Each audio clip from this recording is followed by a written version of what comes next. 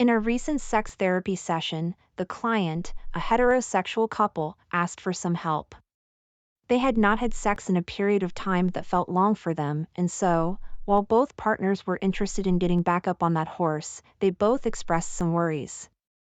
Worries like, what if it feels awkward? It will, and that's okay, and most likely will be short-lived. What if he orgasms sooner than he would like? It's possible and also okay. So how about prioritizing pleasure over performance? And so many other expectations and hopes and fears.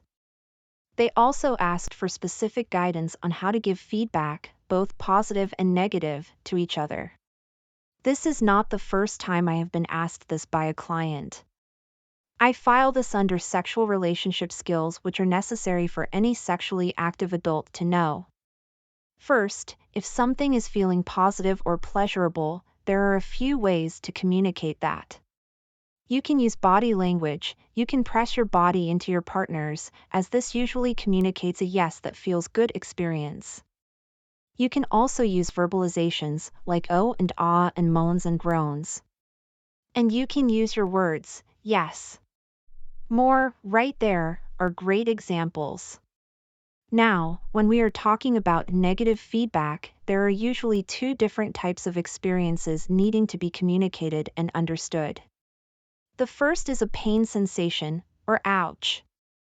If you are feeling physical pain, and I'm not talking that hurts so good feeling, I want you to say ouch, because your partner does not live in your body, cannot read your mind, and that stimulation needs to stop.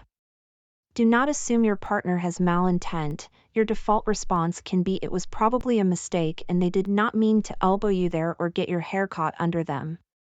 In addition, and this is important, the pain sensation has now changed your body's physiology, and it is possible your nervous system is in some level of fight or flight response, and that is the opposite of sexy. So, after you say ouch, and the pain sensation has receded, take a moment together and regroup. Your nervous system needs to come down from that spike. Perhaps together you can hold one another, breathe deeply, and caress each other before you both feel ready to move forward. The other type of negative feedback I hear clients experience is along the lines of, this isn't doing it for me, or, this was doing it for me, but now, not so much. This is a matter of sexual arousal, how your body is increasing in feelings of pleasure, erection, or lubrication.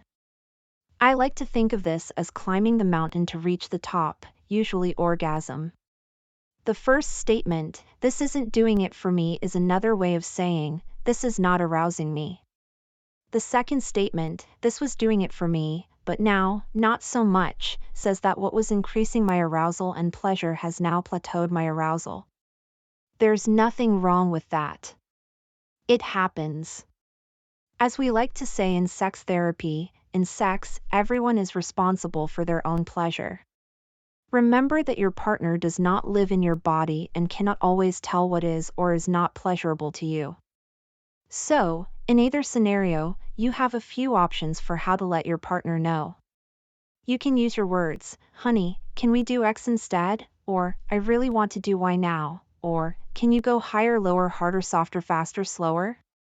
Or you can use your body. You can take your partner's hand in yours and move it. Or you can move/shift your body so that your partner is in contact with the part of your body you want them to touch. A word about using your words, it is best not to use go left or go right, because, depending on your positions, your left is your partner's right. And having left-right confusion is a thing for some people. So it's better to say go in or go towards my inner thigh, outer thigh, belly button. Finally, if you are the person receiving this feedback, it is important to have some amount of sexual self-esteem and resiliency. Your partner is not criticizing you, your partner is in pursuit of pleasure, just like you are. And how great is it that they feel safe enough and comfortable enough to ask for what they want? You will be a good lover if you listen to their feedback and take it to heart.